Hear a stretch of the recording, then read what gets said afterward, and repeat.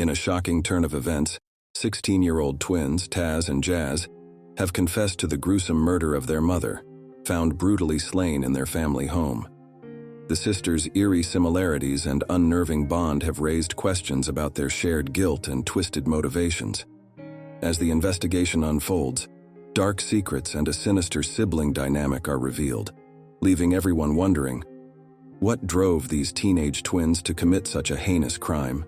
And what secrets lie beneath their identical smiles? A jury or judge was never called upon to consider this heinous crime. And we think it's critical that you know the whole truth about what actually transpired between those twins and their mother, Katie, inside that house. DeMarco, however, has managed to collect important evidence that was never presented in court because open records request 11 living. Photos, the crime scene, the twins' taped confessions, the interrogation tape, and surveillance footage are all included. These jigsaw pieces depict the twins weaving a web of denials and the methods investigators employed to break it. Everything about identical twins is shared, including their DNA and birthdays.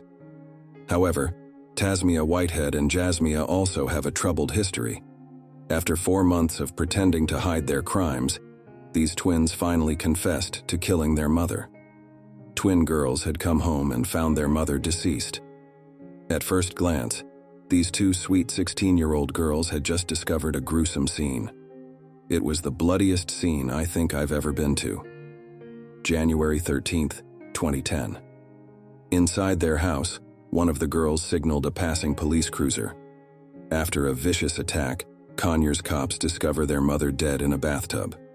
The girls, identified as Taz and Jaz, are said to be extremely upset and are being cared for by Conyers police.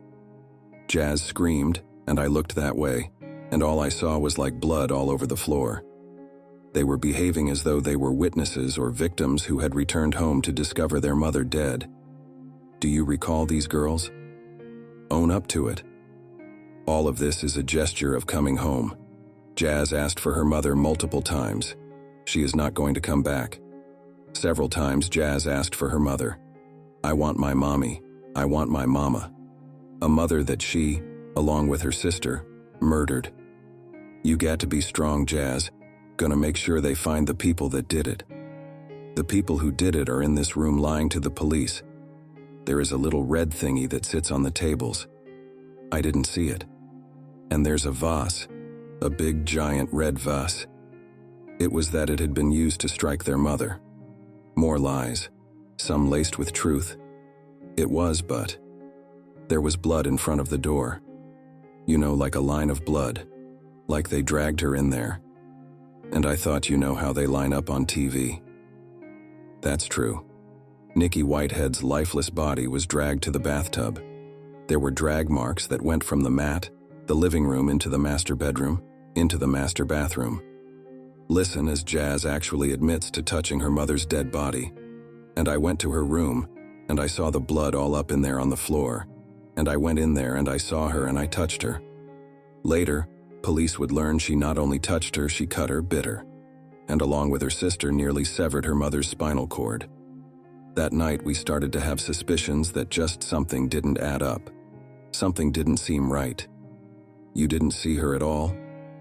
Because she locked the door, she got a lock. She got a key and she locked her door at night. More answers brought more questions. What time did y'all leave the house?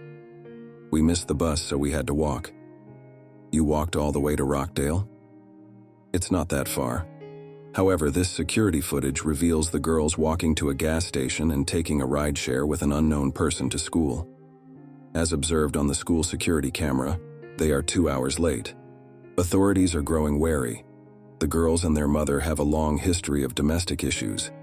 This handwritten letter that the police found at the site clearly shows that. Jaz sent it over to her boyfriend. She says, I just hate being here with her, living here. Told her we hate her. Told her we wish she was dead. But she really did die. I told her that plenty of times and she never really died. Probably to conceal their wounds. Police observed the girls wearing gloves within and promptly requested that they be removed. What took place in this instance? Although the quarrel was with her mother, she gestures to her sister. Their hands bore what seemed to be bite or scratch marks on both of them. Has a bite mark on her arm from a bite. The girls should be kept apart. The detectives decide. All right, Taz. I want you to come out here and sit with them for a minute. I'm going to talk to your sister. Why do you have to separate us? Because we need to talk to you all separately. I know it sounds mean, but it's really not. Officers will now compare accounts. They're also very different from the twins. Police begin to suspect the girls and put pressure on them. Pressure that finally results in confessions made on camera. Those tapes are also with us. They were only 16 years old last night when the vicious incident occurred. Jasmia and Tasmia Whitehead become the focus of police investigation as potential suspects in their mother's death. It was beginning to look like they were lying, at the very least. Similar to when the twins reported to the authorities that they had been appalled to discover their house covered with blood. There was evidence that they tried to clean up and just realized it was just too much. Investigators smelled bleach in the carpet, saw bloody clothes in the wash, and found clothes the twins had thrown away. Is that the clothes you wore to school today? Yes. Any information you think I might want to know that you haven't told me? No. The twins start to show their nerves. Perhaps their guilt. Especially Jasmia seen here rocking back and forth. You think we did it? Why do you say so? 'Cause to everyone it seems like it. Who? Who said that? It just seems like how y'all were questioning us. It's just like y'all think we did it. Denial after denial. You need to tell me the truth right now. Did you have anything to do with your mama? No. I swear to God. The separated twins try to stick to their story, but being apart is wearing them down. Where is she at? She is over there. Come on, sit down. Be calm and sit down. Don't do anything crazy. Just be calm and sit right there. The more aggressive the cops become, the more lies the females tell about the new wounds and bites on their hands and arms. They swap one falsehood for another after initially telling the cops they got into a brawl. The twins claimed that their bite marks were self-inflicted and that they would have had this reaction out of nervousness. Jaz tries to act out that lie for the cameras as she bites her own hands. Meanwhile, her sister Taz, also aware of the camera, performs another act. Can't eat. Mom's dead stupid scratch gonna blame this whole thing on me over a stupid scratch, and prays aloud, hoping to catch her mother's killer. Please God, I'm really hoping they catch this person. The girls went home with their great-grandmother that night. They went to school, had a social life, perhaps started to believe that they'd gotten away with it. But police were watching them all the while and building a case. Nearly 4 months later, their time was up. Once we got them both arrested, the car might listen to them in case they said something incriminating. This is an audio recording of the girls talking on the day of their arrest. They are talking about those damn bite marks. They are saying I have Mama's teeth on my arm. I am not going down for something I didn't do. Me too. The day you find a murder weapon with my fingerprints on it or something. Please do that. Please find a murder weapon and then it will be different. Thank you. The two sweet victimized twins were long gone. Just the anger coming out in the voice again.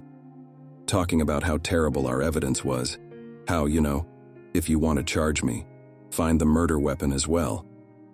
What the are y'all waiting for? They having coffee and donuts and having a jolly old time, they don't care.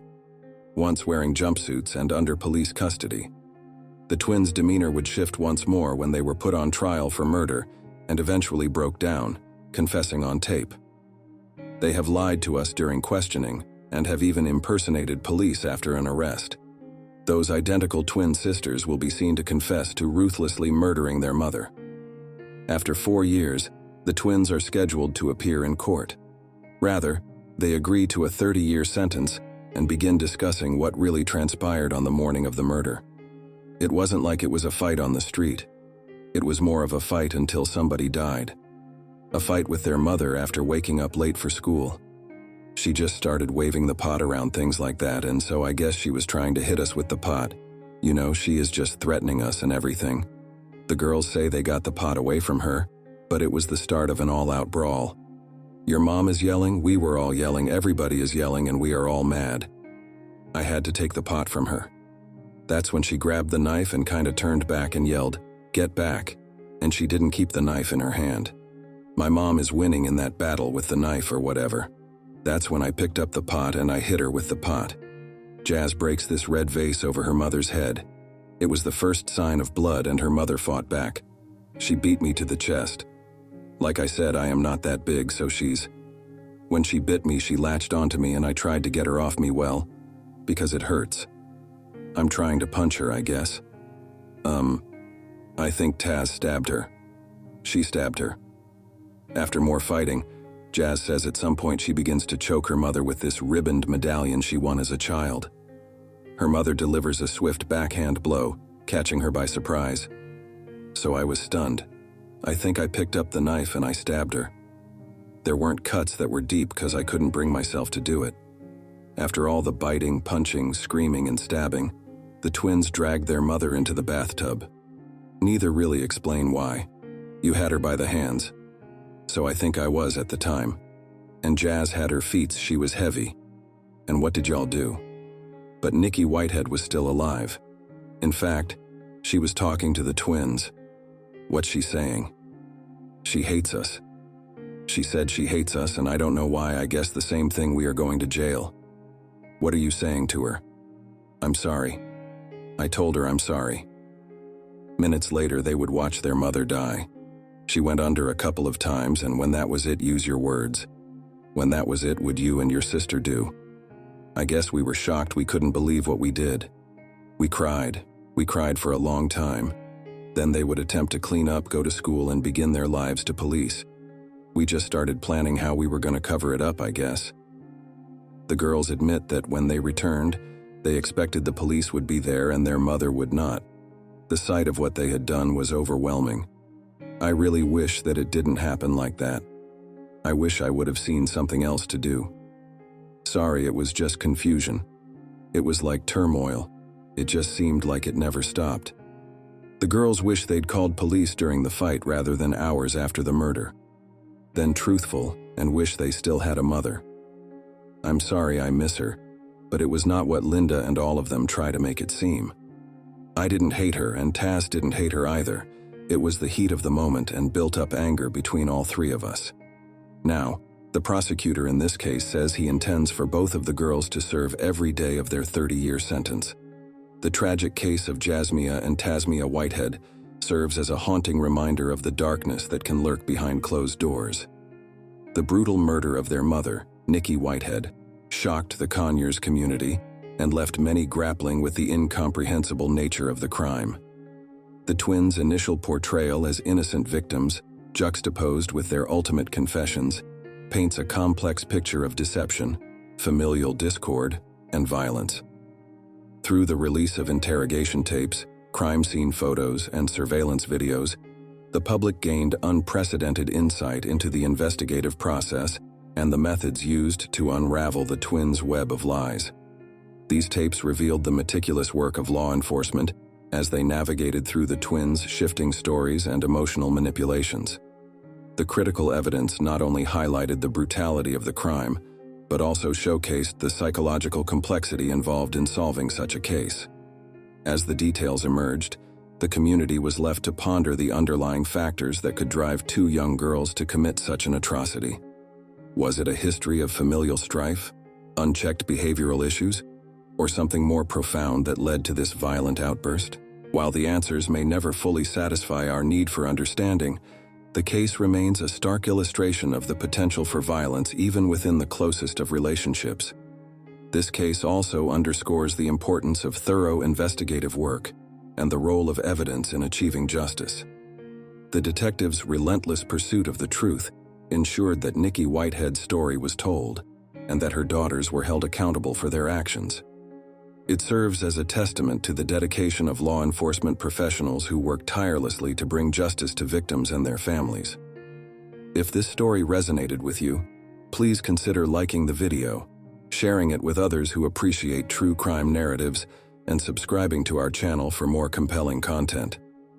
Your support helps us continue to bring you the stories that need to be told, shining a light on the darkest corners of human behavior and the quest for justice. Thank you for watching.